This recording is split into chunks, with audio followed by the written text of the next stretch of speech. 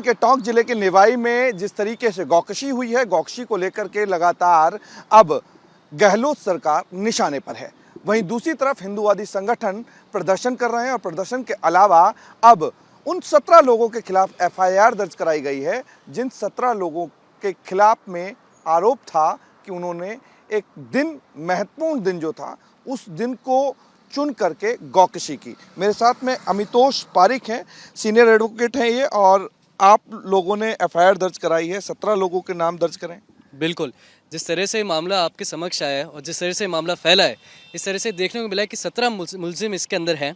गौकशी इसमें हुई है, हथियारों की बरामद हुई इसके अंदर हुई है, और इस मामले को सारे तमाम हिंदू संगठन एकजुट होकर कानूनी रूप से इस लड़ाई लड़ेंगे और ये कोशिश करेंगे कि जितने भी मुलजिम इसके अंदर हैं वो बेल ना आउट हो पाए और मामले के अंदर फिर इन्वेस्टिगेशन होकर कड़ी से कड़ी सज़ा उनको मिली जाए। क्या 17 के 17 जो है विशेष समुदाय से ताल्लुक रखते हैं? बिल्कुल, ये विशेष समुदाय से ही हैं, और इन्होंने आप ही देखेंगे कि जो दिन चुना वो दिन चुना जन्माष्टमी का, और जन्माष्टमी का दिन चुनने के बाद इस तरीके के हथियार लाके और इस तरीके की गौकशी करना, लगातार जिस वातावरण यहाँ पे फैल रहा है, आप ही देखेंगे कि अभी गौकशी हुआ, इससे पहले अलवर में मॉब लिंचिंग हुई, और इस तरह से आए दिन ये घटनाएं हो रही हैं। पर अब हम एकत्रित होकर कानूनी लड़ाई से लड़ाई जारी रहेगी और इसको लड़ाई करी जाएगी।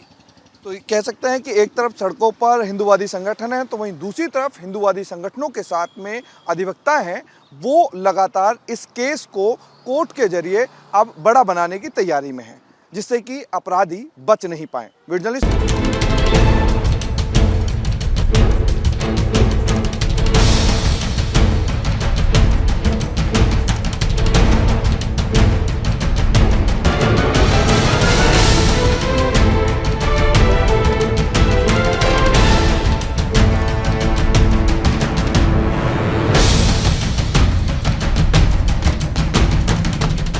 राजस्थान के टोंक के निवाई में गौकशी को लेकर के अब लगातार बीजेपी हमलावर है, तो दूसरी तरफ गहलोत सरकार को घेरने के लिए हिंदूवादी संगठन भी आगे आए हैं। तो मेरे साथ में बीजेपी के वरिष्ठ नेता और पूर्व प्रदेश अध्यक्ष अरुण चतुर्वेदी हैं। चतुर्वेदी साहब, जिस तरीके की घटना हुई है और एक ऐसा दिन सेलेक्ट किया गया है जिस दिन भगवान कृष्ण का जन्म और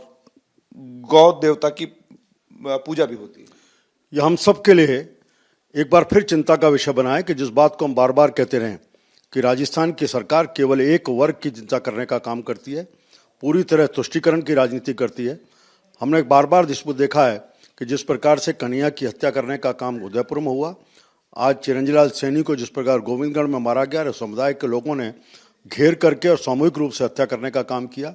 रीट की परीक्षा जब होती है तो मंगलसूत्र और दुपट्टे से सरकार को ऐतराज है, लेकिन हिजाब से किसी प्रकार का ऐतराज नहीं। स्थान स्थान पर गायों की गौकशी और गायों की तस्करी, ये मेवात का पूरा क्षेत्र आज इस बात से पीड़ित है, जब मंदिरों को मस्जिद में कन्वर्ट किया जा रहा है, बड़े पैमाने पर लोग वहाँ से पलायन करने की स्थिति में आए। आज उसी चीज़ को लेते हुए जिस समय जन्माष्टमी के अवसर पर सारा देश गौपालन, गौ की पूजा, गौ के संरक्षण उसकी बात कर रहा था, वहीं उसमें टोंक जिले के निवाई कस्बे में, जैसा आपने चर्चा की है, वहाँ एक गाय को काट करके और उसको पूरे गाँव में समुदाय विशेष के लोगों में परोसने का काम जो हुआ, वास्तव में संपूर्ण देश के लिए चिंता का विषय और हिंदू समाज के लिए विशेष रूप से। गाय को हमारे यहाँ विशेष दर्जा है और गौकशी यहाँ हमारे यहाँ गाय के ऊपर किसी प्रकार के उसके मांस के ऊपर भी प्रतिबंध है। उसके बाद भी इस प्रकार काम करना,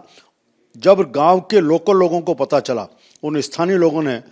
मस्जिद में जाकर के गाय के अवशेषों को पकड़ा, गाय के मांस को पकड़ा, हथियारों को बरामद किया मस्जिद से। उसके बाद भी पुलिस ने जो मुकदमे थे दर्ज नहीं करने के स्थान पर इसका रफा दफा करने का काम किया। निश्चित रूप से ये राजस्थान सरकार के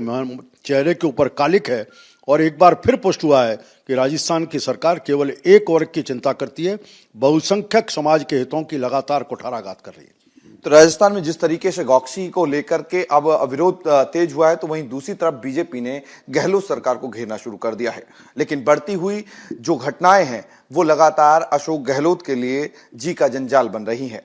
जर्नलिस्ट महेश के साथ अमरदीप शर्मा, रिपब्लिक टीवी, जयपुर।